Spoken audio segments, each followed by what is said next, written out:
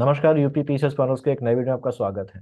लंबे इंतजार के बाद कल आखिरकार पीसीएस प्री का रिजल्ट आ ही गया। बहुत से लोग प्री क्वालिफाई करके मेंस लिखने जा रहे हैं। अपने यहाँ से भी बहुत से लोग हैं जो मेंस लिखेंगे, लेकिन कोई भी एग्जाम हो उसमें हमेशा जितने लोग पास होते हैं उससे कई गुना ज्यादा लोग फेल हो जाते हैं। इस एग्जाम में भी यही हुआ है। कुल 2,41,359 लोगों ने एग्जाम दिया था, जिसमें से केवल 15,066 लोगों ने ही इसे क्वालिफाई किया है। यानी कि 2,26,293 लोग फेल हो गए हैं। इन 2,26,293 लोगों में बहुत से लोग ऐसे होंगे जो कहीं से भी फेल होना डिजर्व नहीं करते थे, लेकिन फिर भी वो फेल हो गए। आज बात पास होने वालों की नहीं, बल्कि इन्हीं लोगों की करेंगे जो पास हो सकते थे लेकिन हो नहीं पाए। आप लोग दुखी होंगे और बहुत दुखी होंगे। हो सकता है कल रात खाना भी नहीं खाया हो, रात भर सो भी ना पाए हो। आप में से बहुत से ऐसे भी होंगे जिन्होंने मन ही मन अब दोबारा एग्जाम ना देने की कसम खा ली होगी। वहीं बहुत से लोग ऐसे भी होंगे जिन्हें भविष्य की चिंता सताने लगी होगी और पूरा भविष्य अंधेरे में दिखाई देने लगा होगा। ये सब होना लाजमी है और होना भी चाहिए, क्योंकि ये दर्शाता है कि आपने मेहनत की थी और सच्चे मन से मेहनत की थी। लेकिन इस फेज में बने नहीं रहना है। एक दो दिन जितनी चिंता करनी है कर लीजिए, जितना रोना धोना है, जितना किस्मत को कोसना है कोस लीजिए, लेकिन उसके बाद वापस से जुट जाना है। दो बड़े एग्जाम अगले 6 महीने के अंदर होने वाले हैं और उनमें ये फेल्योर हमें दोहराना नहीं है। एग्जाम नहीं निकला ये एक सच्चाई है, लेकिन क्यों नहीं निकला, क्या कमी रह गई, इसे खोज निकालना आपकी हमारी जिम्मेदारी है। जब तक आप इस बात की तह तक नहीं जाएंगे, तब तक काबिल होने के बाद भी आप इस विशियस साइकिल से, बार बार फेल होने के साइकिल से निकल नहीं पाएंगे। अपना और अपने यहाँ के बच्चों का अगर एग्जाम्पल दूं तो लिमिटेड बच्चों के बैच से भी लगभग 40 लोगों के प्री क्वालिफाई करने के कंफर्मेशन मैसेजेस आ चुके हैं। वहीं कुछ ऐसे भी हैं जिनका एग्जाम क्लियर नहीं हुआ। एक ही चीज एक ही सोल से पढ़ने के बाद भी किसी का होना और किसी का ना होना ये बताता है कि कुछ और भी है जिस पर ध्यान दिया जाना जरूरी है। एग्जाम के बाद जब पेपर के कठिन होने का हाहाकार मचा हुआ था, तभी मैंने एक वीडियो डालकर बताया था कि लगभग जो पेपर है वो पढ़ा हुआ ही आया है।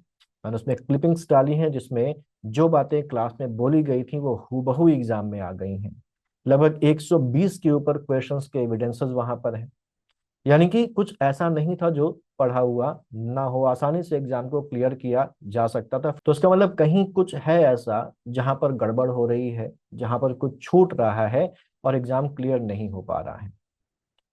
एक दो दिन इंट्रोस्पेक्शन को दीजिए और सोचिए कि क्या काम ऐसा कर रहे हैं या क्या काम ऐसा नहीं कर रहे हैं जो रिजल्ट को रोक रहा है।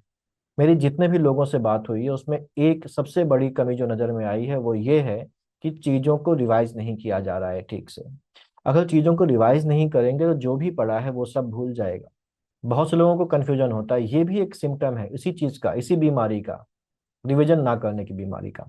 याद रखिए, महाभारत में कर्ण को श्राप मिला था कि जब उसे अपनी विद्या की सबसे ज्यादा जरूरत होगी तब वो उसे भूल जाएगा। तो एक सिस्टमेटिक तरीके से प्रॉपर और रेगुलर रिवीजन ना करने से वही श्राप हमें और आपको भी लग जाता है और एग्जाम में हम कर्ण की गति को प्राप्त हो जाते हैं। इसलिए सबसे पहले पढ़ने के साथ साथ रिवीजन की स्ट्रेटजी भी बनाएं और उसे स्ट्रिक्टली फॉलो करें, उसमें बिल्कुल भी लापरवाही ना करें। अगर आपने कोई रिवीजन की स्ट्रेटजी बनाई है तो उसको फॉलो किया जाना जरूरी है। इसके अलावा अपने सोर्सेस को भी चेक करें कि आप जिन सोर्सेस को फॉलो कर रहे हैं, जिन सोर्सेस को आपने बेस बनाया है, वो एग्जाम के ये जो पैटर्न चल रहा है इस पैटर्न के लायक हैं भी या नहीं है। कहीं आप वही पुराना घिसा पिटा सोर्स तो नहीं फॉलो कर रहे हैं जो आज से कुछ साल पहले तक तो काम कर रहा था लेकिन अब आउटडेटेड हो गया है। इसके अलावा जो प्रीवियस ईयर क्वेश्चंस हैं, पीवाईक्यू हैं, उनकी इंपॉर्टेंस को भी पहचानने की जरूरत है। इसका मतलब ये नहीं है कि केवल घटना चक्र से पीवाईक्यू और इनकी एक्सप्लेनेशन आप रट लें और उनको रट कर एग्जाम देने चले जाएं। ठीक, तो ये नहीं करना है। पीवाईक्यू केवल सेकेंडरी सोर्स है जो केवल प्रैक्टिस करने के लिए ही हमको यूज करना है। इसे प्राइमरी सोर्स बनाने की गलती बिल्कुल भी नहीं करनी है। इसलिए अगर बार बार लगातार रिजल्ट नहीं निकल रहा है तो अपने सोर्स को देखिए कि आपका सोर्स एग्जाम के पैटर्न के हिसाब से है या नहीं। हालांकि कई बार सोर्स बिल्कुल सही होता है, लेकिन कमी हमारी अप्रोच में हो जाती है ना। सोर्स के सही होने पर भी गलत अप्रोच से रिजल्ट नहीं निकलता। अप्रोच से मेरा मतलब है कि हमें से अक्सर बहुत से लोग ऐसे भी होते हैं जो किसी भी मटेरियल को एज इट इज रट लेते हैं। ये गलत अप्रोच है, इसके चक्कर में नहीं पढ़ना है। जिस तरीके से एग्जाम में पेपर अब आ रहा है उसके लिए हमें रटने की आदत को छोड़कर समझने और चीजों को लिंक करने की आदत की ओर शिफ्ट करना पड़ेगा। इसके लिए कोई भी एक्स्ट्रा एफर्ट नहीं करना है। जब भी आप किसी भी चीज को पढ़ेंगे और उसे मल्टीपल टाइम रिवाइज करेंगे तो अपने आप आपके दिमाग में उसके अलग अलग डायमेंशंस खुलने लगेंगे। लेकिन ये तभी होगा जब आप चीज को बार बार रिवाइज करेंगे। यही जो चीज है ये आपकी एनालिटिकल पावर और चीजों को आपस में लिंक करने की, चीजों को आपस में मिलाने की जो क्षमता है उसको डेवलप करेगा।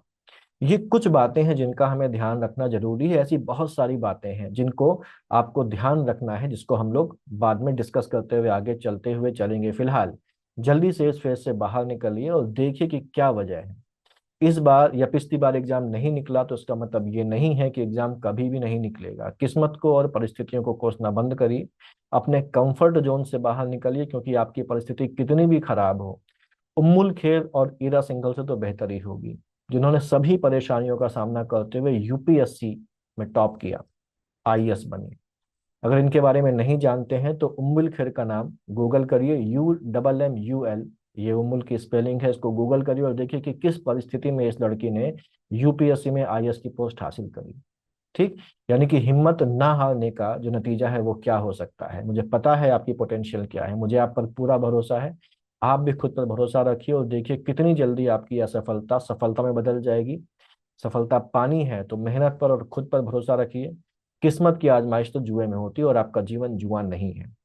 आज आराम कर लीजिए, एक दिन और रो लीजिए, लेकिन कल से फिर जुट जाइए। मेरी जहां जरूरत है मुझे बताइए, मैं हमेशा आपके साथ हूँ। तो भविष्य के लिए आपको शुभकामनाएं। मेहनत करिए, आगे बढ़िए, सफल होइए। All the best.